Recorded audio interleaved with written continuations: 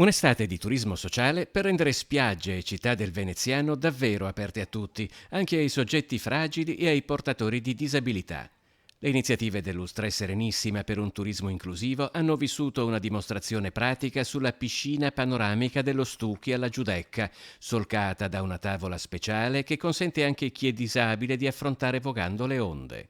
Non è semplice, come dire, modificare attrezzature sportive presenti per adattarle, anche perché le persone con disabilità lo sono per diversi motivi, diverse tipologie. Lui è riuscito ad adattare una tavola e a renderla, come dire, utilizzabile da molte tipologie di disabilità fisica. Nicola, 25enne di Chioggia, è stato tra coloro che hanno testato il nuovo modello.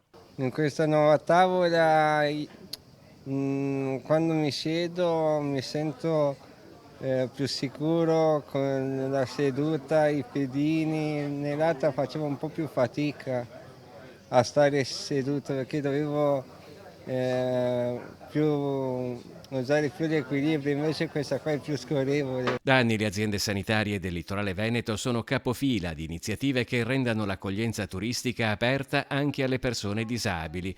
Ad esempio i fratelli Diego e Fabio Visentine che hanno messo a punto un braccialetto elettronico per ritrovare chi si perde, si tratti di un bambino o di un adulto.